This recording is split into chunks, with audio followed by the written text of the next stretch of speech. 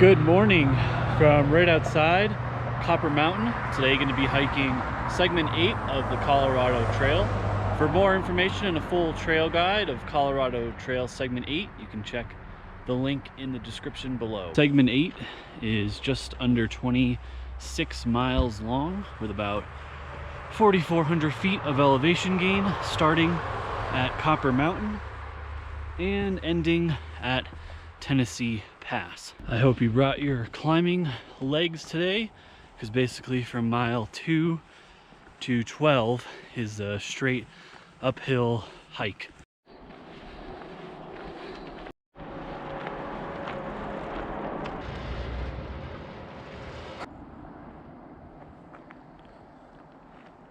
Alright, so as Jackie and Juno pass the center village here, if you were through hiking, this would be the spot where you can resupply in some of these shops. It will be significantly more expensive than an average grocery store, but it's definitely an option if you need some food or gear or whatever.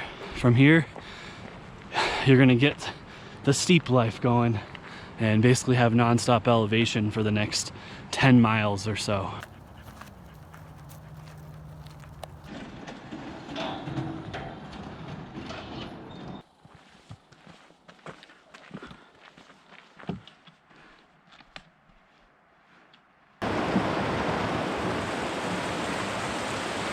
About 5 miles in, and you've left Copper at this point and passed several good water sources, so if you need a pump, you got a bunch of options.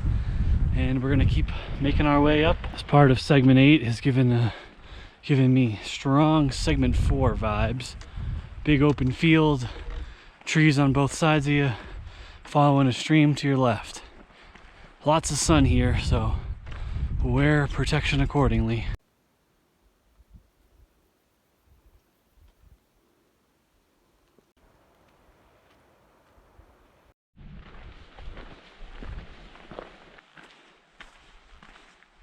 We are about 8 miles in to segment 8, and I have to say, this is one of my least favorite segments so far. There's just an absurd amount of switchbacks, and you gain all this elevation only to lose it a short while later. It's just ridiculous. It's probably the terrible air quality and extremely hot temperatures are not helping morale, but the trail is just blah.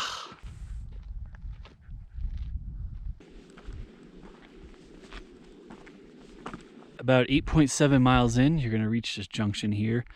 The left will take you to Janet's cabin, which you don't want to do, so you're just going to head right through the willows here up towards the pass, which you can see is like right up there.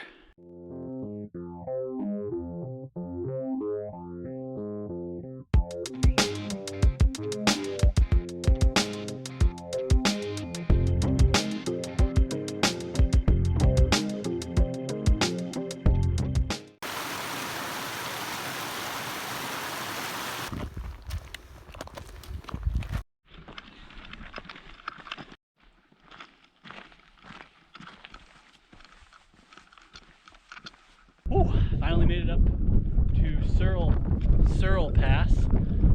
It's about 12,000 feet, a little bit short.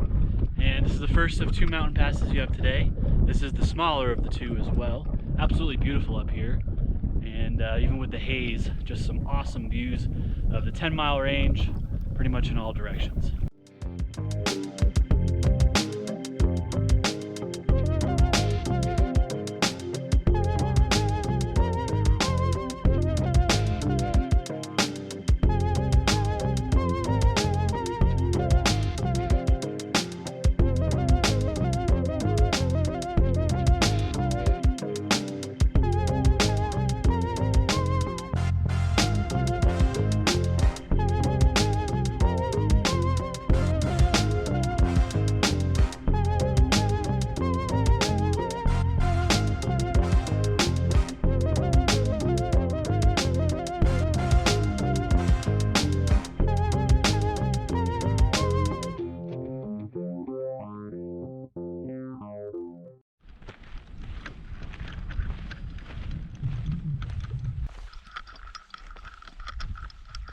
as you approach mile 12 and your last big climb of the day up towards Kokomo Pass, you will be just about 3,000 feet of elevation in the first 12 miles.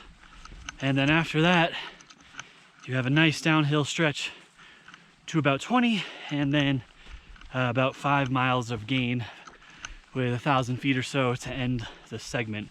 So the first half here is by far the most difficult in terms of your elevation gain.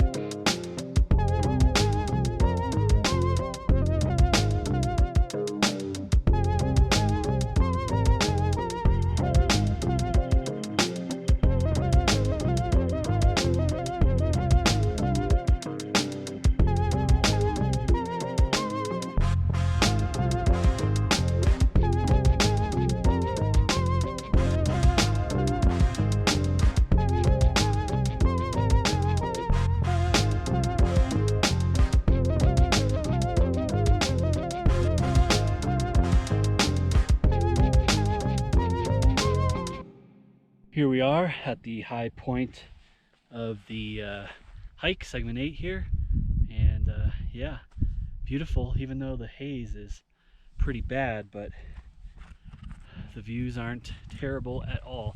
So from here you're going to head down a bit and then reach up with Kokomo Pass. Kokomo Pass, very quick, 3/4 of a mile down from the high point. I've had this damn Beach Boys song stuck in my head the whole day. Not great. We are going to continue down into the valley and lose a ton of elevation on the way.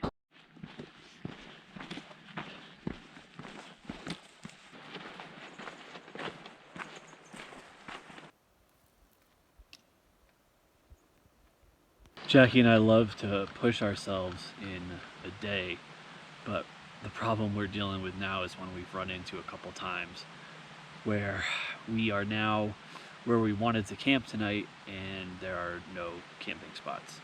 So we're in a weird situation on this segment because you can't camp between 17.2 and 20.2 because there is like apparently unexploded mines that could potentially be off the trail.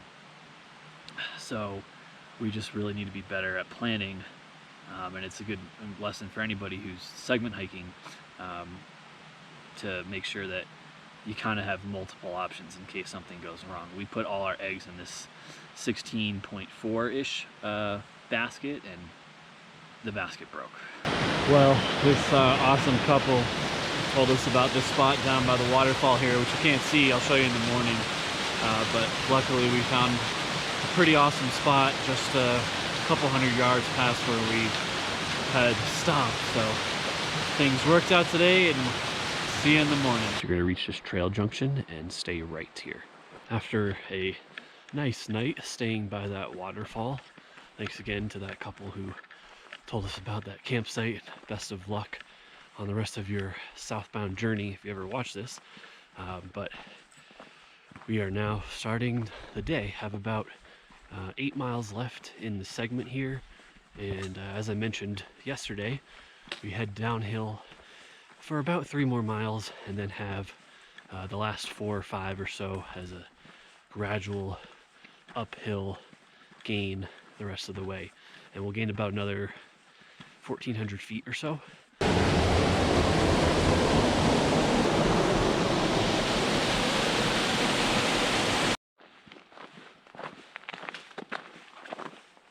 After some pretty monotonous hiking downhill through some aspen field, you're going to reach this forest road here, and you're just going to continue on it for about 1/10 of a mile until you regain the Colorado Trail again shortly after.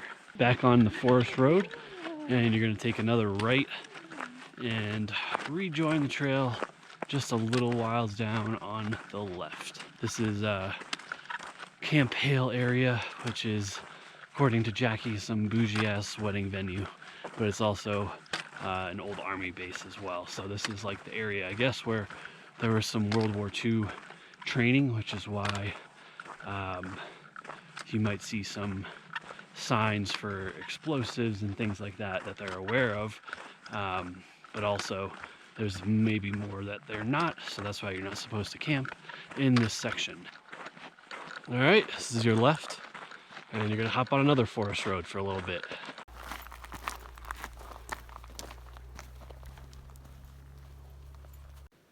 A look at these old bunkers from World War II training.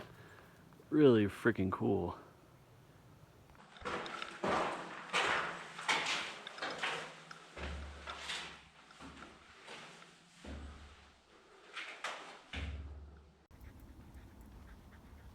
All right, about 5 miles to go. You can see maybe Colorado 24 highway behind me. Eventually we're gonna cross that, and then definitely can't see it, but there's a railroad track we'll cross as well.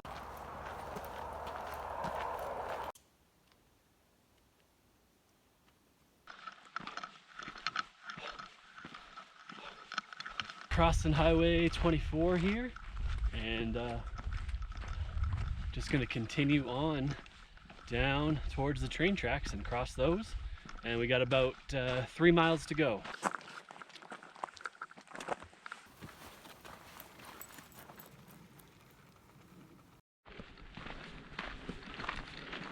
With under 2 miles to go here, I'm gonna wrap up Colorado Trail segment 8 with some notes. So Jackie and I were discussing, this is, I don't know, probably middle of the road in terms of our segments that we have liked. A lot of woods hiking, which I'm not a fan of. On a positive note though, the amount of campsites and water sources along this entire 26-ish miles has been fantastic, so you really won't have any problems with that. Again, you can check the full trail guide in the description below, and I'll have more information about everything about this hike. In terms of foot traffic, we are doing this in late August, so a lot of the through hikers are most likely through here already, but we have seen a handful.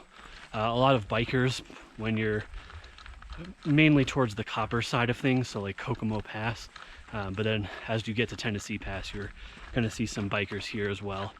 But overall pretty secluded, I would say. To check out some more Colorado Trail segment videos with Juno, Jackie, and myself, you can check the Colorado Trail playlist linked in the description below. If you're new to my channel, I do virtual trail guides about the Colorado Trail, Colorado hiking, and beyond, so go ahead and hit that subscribe button not to miss any future hike related content. As always, thanks for watching, and we'll see you on the next adventure. 8 down.